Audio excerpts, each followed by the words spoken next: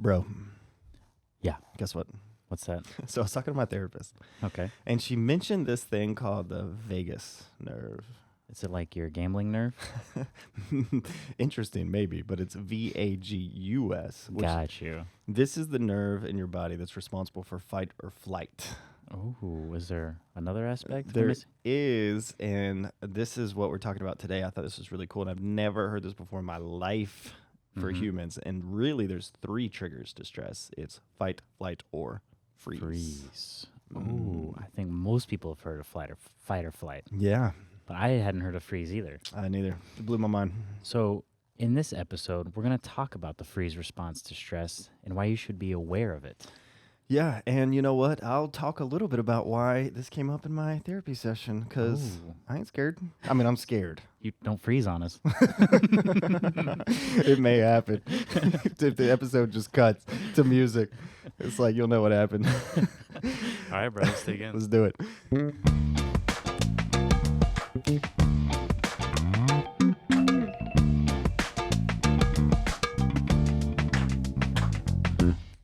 I'm Jonathan Noel. And I'm Brian Noel, This is the FocusCast. where we drop focus guides for founders, solopreneurs, and side hustlers with a 7 or 7-figure 8 9. figure goal. So let's get focused as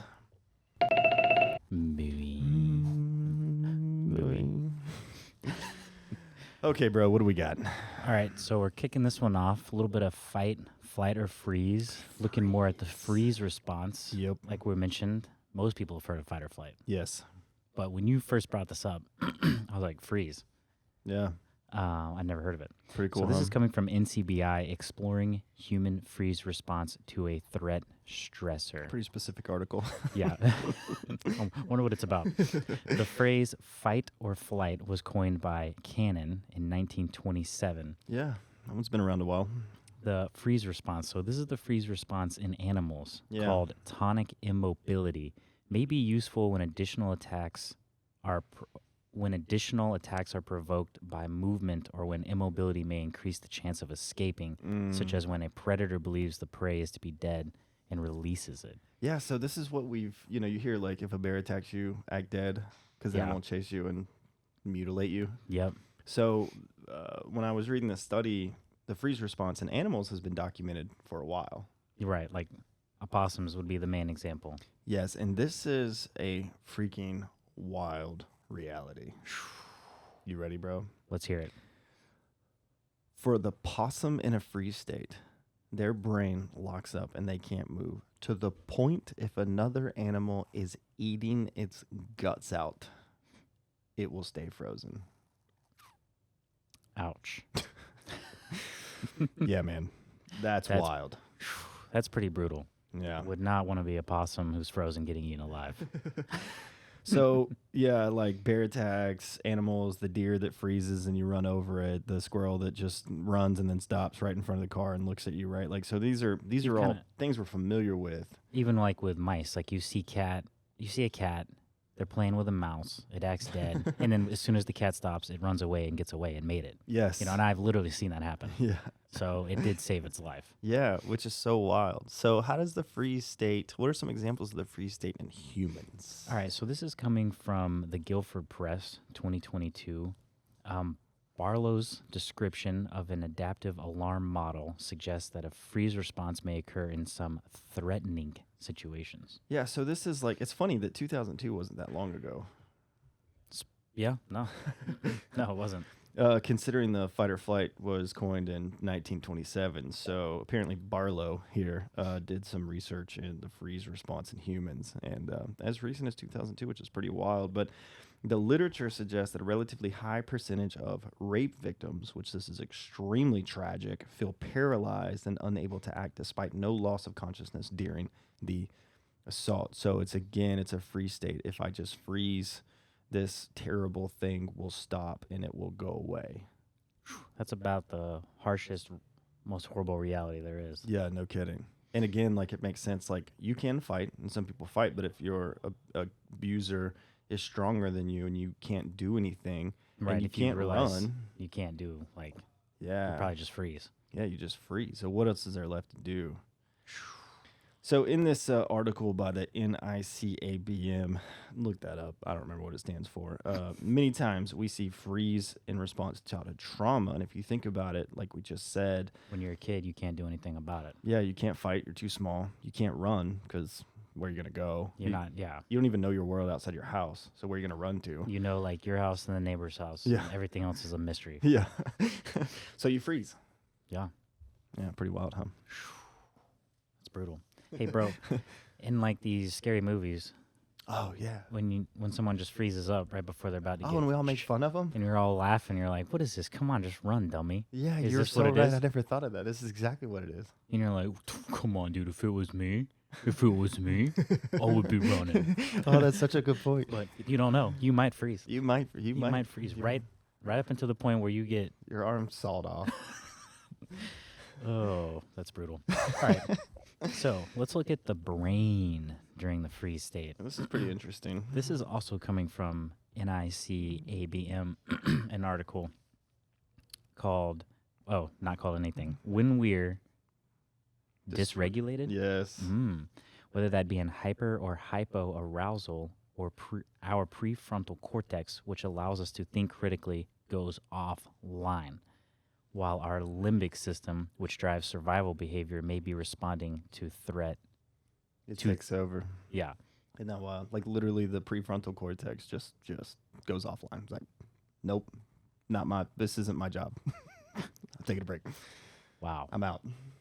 That's insane. And that's why, like, logically, like, again, like, they talk about in, military training or police training or home invasion training, you want to run the reps So then of a response. So it's just secondhand. Yeah, it's embedded in your limbic system because your limbic system just acts based on, like, it's like trigger response. So that's why, Taekwondo or... I was about to say, all these martial arts, it's also about self-defense, but it's also training your system not to freeze up. Yes. Because you can't defend yourself at all. Yes. If you're frozen. Yeah, if you think about it, if you've never rehearsed in your brain, like mentally, if you just sit there and think logically, like, okay, cool. If my wife and I think about like, the kids, someone trying to take the kids, right? So it's like, okay, cool. If getting the kids in the car and some stranger walks up and I sense danger, what am I going to do? And that's good to kind of think through that. Oh, definitely. But also, it's the reason you want to actually rehearse that is because when that actually happens, and if you go in that freeze state and the brain shuts off that prefrontal cortex, you no longer have access to that logical brain. That's the whole point of any kind of training like that. Yeah. You're training with firearms. Yeah. I mean, a gun for self-defense means nothing if you've never shot it. Someone breaks into your house, you're going to freeze. Yeah, it's going to take you like 20 times longer just to even load the gun, find the gun. Yeah. Like, where is it? You're just laying in your bed. Imagine being asleep too. Like first you have to wake up. And then the person breaking in is wide awake because they have the adrenaline pumping from breaking in. You're coming from being asleep. Yeah. So that's why a lot of the, talking about self-defense actually starts with making your home harder to get into. Make it hard to get into, yeah. Because so someone you can tries hear to it. kick that door down. I read that stat too. Like for someone who has a weak door, it's 7 seconds and they're in your house. You have 7 seconds to respond before that person's with you. That's not very long. No, not if you're asleep. Not if you're asleep. Shit. So anyway. All right, back to... It's free state, man. It's real stuff. So what this means is that any information going into the brain, sensations, words, movement, can't be processed in a logical, cognitive way. So all the input. And that's just like you talk about the horror movie, which again is kind of an extreme comical version of this. But like the person's standing there and then like someone's in the distance screaming, rah! But that person's just like frozen. Yeah. And like that's because the brain literally, you don't even hear it. You just don't even, you're done. Yeah. Froze.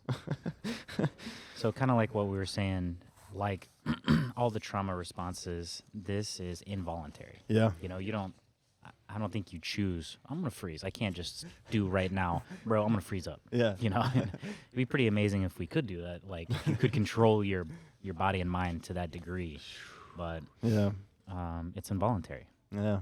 So that's why you got to practice mental fitness as well as physical fitness. Yeah. You know, it's a whole nother aspect of something we have to consider in life. Good grief. So, what does the freeze response to trauma have to do with us? Why are we talking about this? Yeah, don't we normally talk about business and stuff, bro? Well, entrepreneurs. Focus. It's hard to focus if you're in a freeze state. Yeah, I think so. I mean, I guess you're you're too focused on. focused. You're so focused you. Yeah. You froze. Do you, bro, ever feel overwhelmed by stress? So much to the point where you can't even move. You know, So- I was thinking about this in like a light form, right? Yeah, and who knows if this is the exact same thing, but it's got to be in the same vein, right? Yeah. Like, Okay, I've never been so stressed out with so many things going on that I like freeze and fall over, on the floor like an ice like a sculpture. statue. Yeah, like an ice sculpture. But I think most of us can relate to you're so overwhelmed that you just can't do anything. you just You're can't just- make a decision. You're just stuck. Yeah. Yeah. You can't make even a simple decision. yeah. Like, what am I like? Should I wash the dishes? You're so stuck about all the things happening in your life, you can't even decide whether or not to do laundry yeah. or like take a shower.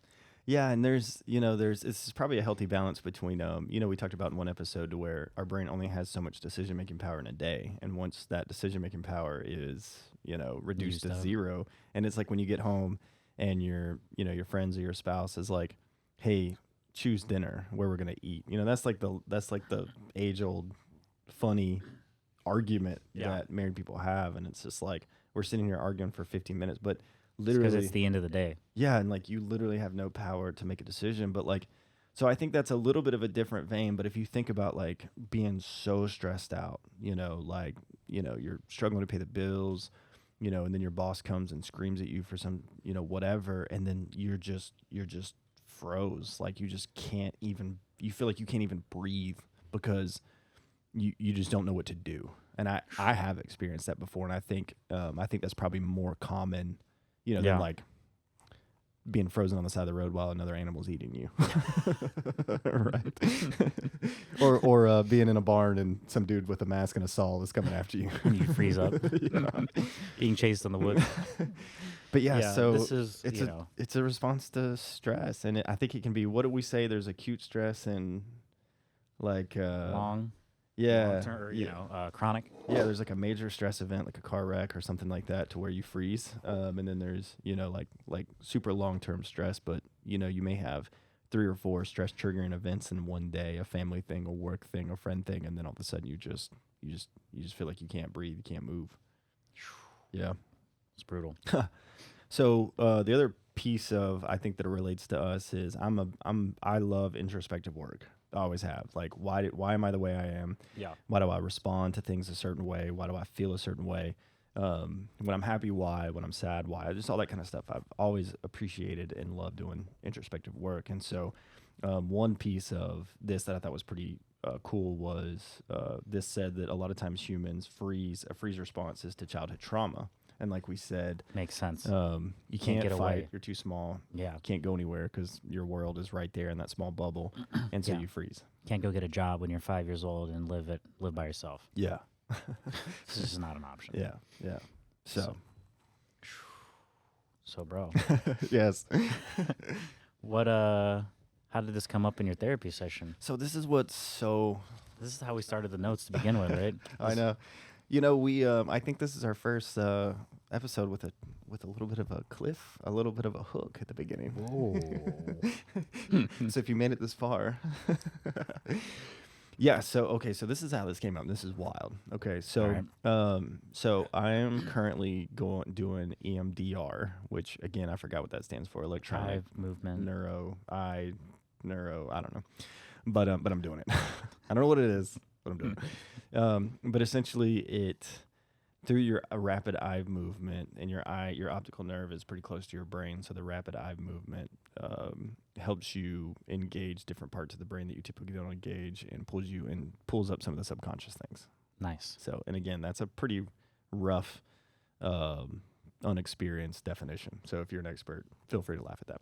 But so But what's really exciting for me is I don't remember much of my childhood from like 5 to 12, and in the first session when we were doing EMDR, like I talked to the therapist, like I feel like the world is a dream and I live outside myself. And when we're talking through that, that's disassociation, right?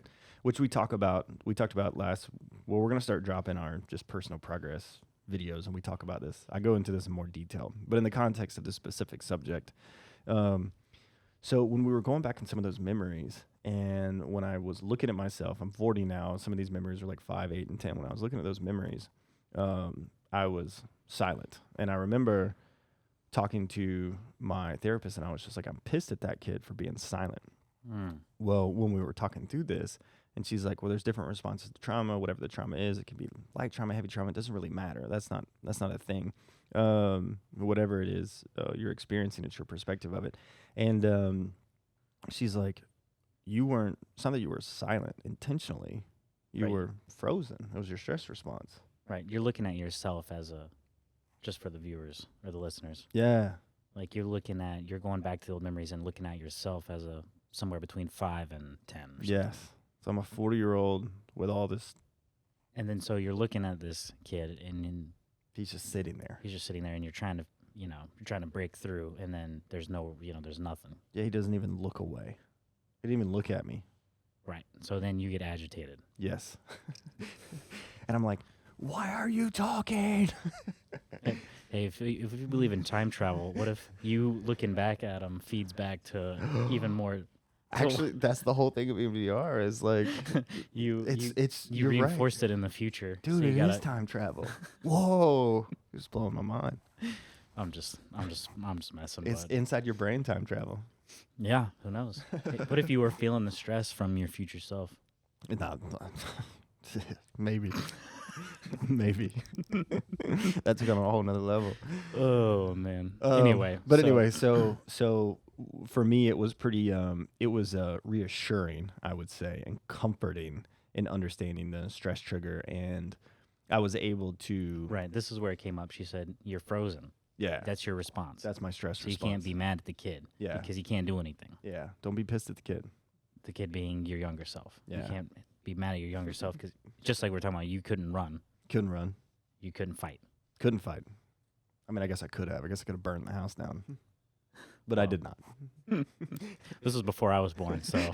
I don't know, 8, you were 1. Oh, that's true. Yeah. I couldn't burn the house down. My little brother's in the house. Yeah, you can't burn the house down. And there's one thing that me and my sister can say, and that's that we always loved our little brother. 100%. And I felt it. And he was the cutest of us all, too. Big ass. I didn't ask to be born this way. Just got lucky. You know when you run and the first sweat is all the toxins? Yeah. And then by the end of it it's pure sweat? Mm-hmm. You're the pure sweat, bro. You guys are the toxins? Is that what you're saying? Oh my gosh, this is fantastic. This is my favorite episode ever. So anyway, back to the freeze stressor response. So for me, I came to a place where I was I released that anger. This all happened in 2 weeks, by the way. Session number 1 was I don't remember. I got the notes, but all this happened in 2 weeks. And my third session was today, so I've only been doing this for 3 weeks. But I was able to. At first, I was frustrated at that kid for being silent, not fighting or fleeing, and then understanding this concept of freeze allowed me to look at that kid, literally go back as a 40-year-old and look at that kid and go, oh shit, like this is a stress response to you. You're just freezing, and I understand. And it was like a piece of just forgiveness, deep, real introspective, brain, heart, body. 35 years deep. 35 years deep. It was just like... It's like taking a freaking demon off your back or something. 100%. And who knew? Like, who knew that I had this deep frustration? Maybe that's really the whole point of this episode. Yeah. Like, are we really going to prepare someone? Are we going to prepare someone from a podcast about someone breaking into your house? No. Not unless we convince them to start doing some reps, self-defense reps. But maybe to think about what's affecting you right now. Yeah. Yeah. What Because you didn't even know about this until a couple weeks ago. never crossed my mind. I mean, if you feel like there's just something weighing on you and you just can't put a thumb on it, like what's Yeah. going on, and it's felt like that for decades. Yeah. Maybe there's something like this that you have to work through. Yeah. That's from when you're a kid. And what's so the reality of trauma is, the people that try to one up everything. Oh, even they're trying to one up even their pain. traumas. Oh, you went through this. Well, my parents got a divorce, and then my uncle died, and Yeah. someone got ran over, and then this happened to me. So your trauma's not the same. Yeah. Yeah. So you can't feel as bad as I feel. So, and that's just, and no one likes a one upper, by the way. That's why. And if you're a trauma one upper, you are the absolute Worst one upper fucking of all the one-upper. one uppers. There's an SNL skit. You should Google it. YouTube it. SNL the one upper, and it's funny as shit because they make fun of the one uppers, and the one uppers should be made fun of. But so all experiences, and this is one thing that I couldn't articulate this before. Obviously, reading and studying and going to therapy and just doing all this kind of stuff, I'm able to articulate it a little better. But all childhood, regardless of what happened or not, our perception of what happened is our current reality. Yeah, that's why everyone's trauma is different. Everyone's and that's why trauma is every different. event you can't, even in a family, if something happens, Yeah. how it affects you might be different from the other family member. So you can't be mad at them for not responding the same way you did. Yeah, and it can be as absolutely atrocious that we talked about, like sexual abuse and things like that, which is just very just terrible. And it can be as seemingly, right, and I say this cautiously, it can be as seemingly as, you were in the car with your family when you were 4 or 5 and got into a car wreck. Yeah, it's not. The point is not what it was. The point is how you perceived it. Right. And maybe your family, you had to move when you were a kid, yeah. but you lost all your best friends. Yeah. Something, and you just, it fucked you up. Yeah. Yeah. And I mean, if you tell someone, oh, I moved, and when it messed me up as a kid, and like, well, my parents, and I got, this and that happened to me, it's like, Yeah. it's not about what it was. It's about how Right. you internalized it. Yeah, and we're all humans, and like Exactly. And we all handle it differently. Yeah, It's just that simple. it really is. And I love that, like, coming from a boomer generation. Not that all boomers are this way, but like, there was a time period where like men don't talk about this stuff, and honestly, Yeah, and those are the men who died in their 50s from heart attacks. We don't talk about this. We die in our 50s. We just- hold it into our to hearts our fourth explode. heart attack. I mean, Fuck therapy. I'll get my triple bypass. But it's just so funny. Honestly, my opinion of that, and I'll say this to any person's face that I ever encounter in my life. But if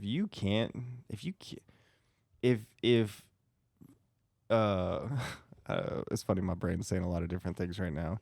But like, it's cycling through. well, it's like But it's still a coping mechanism.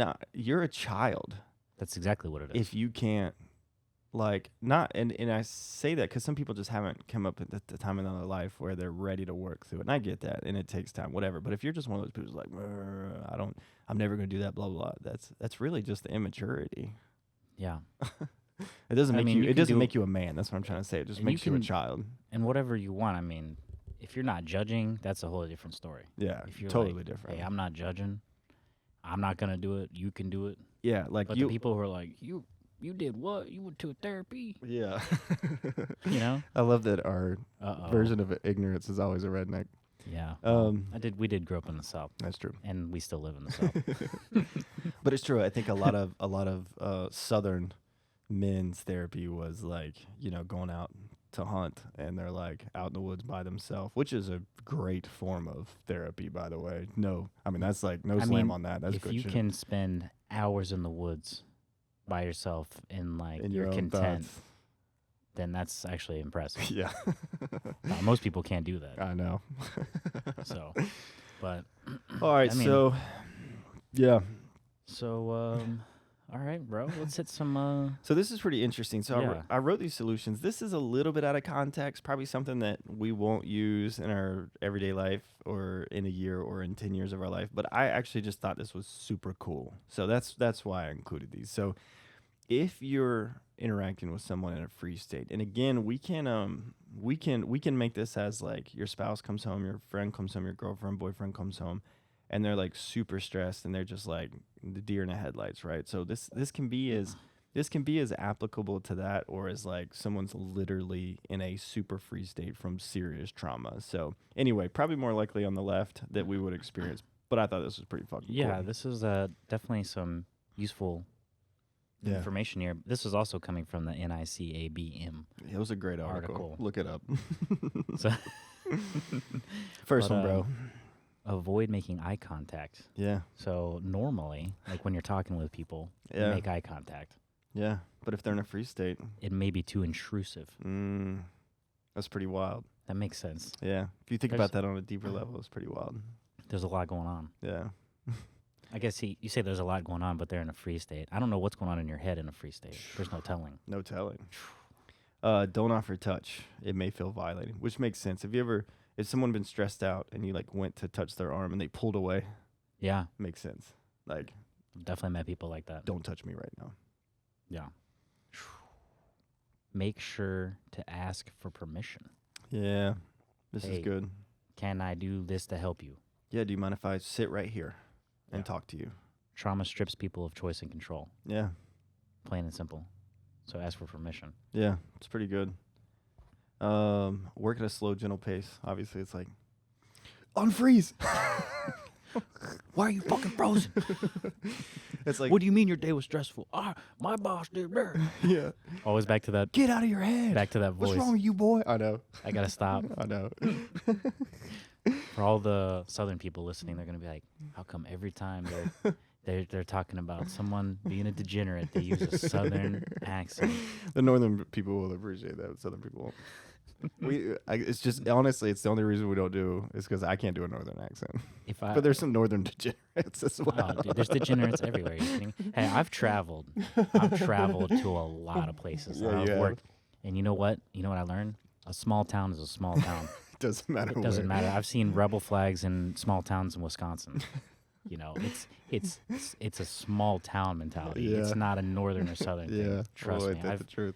I've met some characters. You know, quick side story. You know, since I'm white and approachable. You know, when I'm I love that. when I'm doing You these should have a T-shirt that says "I'm white and approachable." Hey, white and approachable. When I'm working in the insurance industry and I'm meeting people for claims, they just start unloading stuff on me. They're like, "Oh, here's a white guy. He's probably, semi-racist. probably votes a certain way," and they just start telling me stuff. I'm like, "Yeah, I mean, He drives a Toyota Camry. Doesn't I'm- make sense. I'm just trying to get out of there. I'm just trying to work and make money." You're in someone's driveway. I know. Like, what an uncomfortable situation. Oh, dude, this happens so many times. It is what it is. Who's the redhead comedian? Bill Burr? Yeah, Bill Burr. He talks about that. Like, he was in the bar, and the guy, he's like, when they look around at first before they say Oh, something, it's yeah. about to get bad. But when you're in their driveway, they don't have to look around. Oh, my gosh. But Crazy. Yeah, you're right. No matter where you are. that's funny. So where are we at? Yeah, work. Don't work at a slow, gentle pace. Don't mistake a loss of speech for unwillingness to speak. This one's probably that's a good one. That is a really good one. Imagine, like in a business context too, just to pull that in. Like you're in a meeting, and if you're working through some confrontation with an employee, if they get to the point to where they're just almost stuttering and they just don't know how to respond, like that doesn't mean you got the leg up. It doesn't mean that you're winning the argument, and it doesn't mean that they're wrong. They just literally Could be maybe frozen. frozen. That's Which pretty for good. some people will take power in that. Yes. Oh, If you're you're one exactly of right. those- People will manipulate them in that moment. Oh yeah, for sure. Definitely manipulation going on there. I think the rehearsed thing to do in a professional context is, if I feel like I can't move, I need to take a walk. I need to go for a walk, and no matter what situation I'm in, even if I'm in front of my boss, I need to say, I don't feel safe. I need to take a walk. And if you do that and then come back to it, I think a lot of people at work would be in a better position. Yeah. And I always kind of look at it like this. If someone in your life died Yeah. today and Yeah. you went to work the next day and you felt like you would be lighter, it would be an easier day, try to make some steps to not let that person influence you. Because it seems like they're having a bad... they're influencing a lot Yeah. on your existence. I don't understand. Okay, you got to break this down. So what's the storyline? So I'm me and People in your life who that try to make you- manipulate that you? make you miserable, Oh, yeah. and you're letting them have control over you by, I see what by you're the saying. actions that they're doing. If that person So died if and the they next died day, your life today- would be better. Yeah. Yeah, okay, I got you. Get that person out of your life. Don't wait for them to die. That's what you're saying. Don't wait for that, because that could take years. Yeah. Yeah. So I try to like make that. try to make those steps to, get them out of your life, or understand that they are having control over you if you feel that way, Yeah. and that That's true. you got to Okay. take that control away. I got you. If someone puts you in the freeze state constantly. I've worked with people like that. They're Mm. like, they just make work harder, they make you miserable, negative attitudes, just crazy, and you're like, man, if this person didn't exist, my life would actually be way fucking better. But I'm trying to survive, work, make money, all this shit. You give yourself excuses. Yeah. And now looking back, I'm like, I should have just fucking left. Yeah. Plain and simple. Mm. There's other opportunities out there. Hopefully. You can listen to that Pantera song "Walk" in your car by yourself, I should have. and then that'll Should've give you the definitely done courage to kick a can and leave. Walk. Anyway. All right, so stay away from trying to convince the nervous system that it's safe. So the prefrontal cortex is offline. So this is a polyvagal, whatever theory. Humans communicate with each other via their social engagement systems or vocal intonation and facial expression. This is really, really good. This is high emotional intelligence. So if we talk about communication and body language, especially from a work environment, we hear about like females in the work environment, and where like a guy or who's a boss gets like creepily close and touchy, Ugh. and they feel like that's their power to Ugh. get into that circle. Fuck. And yeah, I know, gross. People are sick, man. So you think about like in the context of a loved one, a friendship, or a work environment, if their trigger response to a stress, no matter what it is, I mean, if it's fight, flight, or freeze, instead of just speaking, right, like, hey, everything's gonna be fine, everything's gonna be fine. Is there anything worse than that? Yes. I mean, no. Have you ever been choking, but you're going to be okay and you're coughing a lot, and then like 20 people just stare at you? I've seen it happen. Yeah, it's like, just stop looking at me. So again, like in the context of body language, this is really cool. So like, instead of like, hey, are you okay? Are you okay? It's like, do you mind if I sit right here? Yeah, and it's also like your body language. That people are reading your body language Yeah. more than the shit you're saying. Yeah, and and it's really hard because again, like it's like when someone has a seizure, like your body tenses up and you freak out. Yeah. So like again, it's like in this context, it's like what you have to tell yourself to do in that moment, which is really hard. Whether if you're frozen, you're frozen. But if you're next to someone who is in a quote frozen state from a stress response, or they're having a really tough time and they're just literally right in front of you processing, you don't want to just walk up right next to them, touch them, and say you're gonna be okay. That's like literally the opposite of what you want to do. You know, it's more like you relax your shoulders and you just say, hey, is it okay if I just stand right here for a minute? Yeah. But think about the high emotional It's intelligence just that literally requires. It might literally just being present. You don't have Yeah. to do anything. Yeah. You don't have to sit there and talk. You don't have to freak out. Don't call 911. Yeah. You know. Yeah. Don't. Yeah. You know. Like You're not adding anything to the situation. Like Sometimes you just gotta calm, monotone. And that's what I said before. Don't be overly positive. Don't be overly negative. Calm, monotone. keep effective expression to a minimum. Positive emotion might actually be associated with a threat. This is wild. Yeah. Because people have experienced mixed cues from abusers. First they were positive, then they got abused by them. So if you're overly positive in this state, That's why you just kind of stick to a very neutral. flat, neutral. Would you like a glass of water? Do you mind if I sit right here? Yeah. Can I get you anything? Just like that. Nice, bro. Man, I'm relaxed. Make it clear that going into freeze state is not a negative thing. So, Yeah. What are you going to do? Be mad at me? it's purely a stress response. Why are you reacting from your traumas? Yeah. What are you freezing up? Quit reacting from your traumas. Which, if you think of like our picture of like the negative, like military style leader, boss or dad or whatever, and it's like, what's wrong with you, kid? Get out of your head. You know, obviously don't do that. So that's the freeze state, man. Fight, flight, or freeze, the vagus nerve. Who knew? Man, Physiological responses to stress Pretty and how insane. they affect our daily lives, our focus, and us as human beings. that was pretty interesting. Learned a lot right there.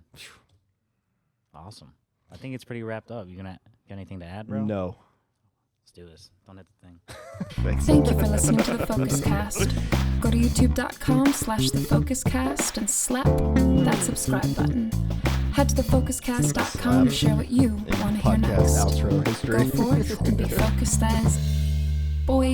Boy.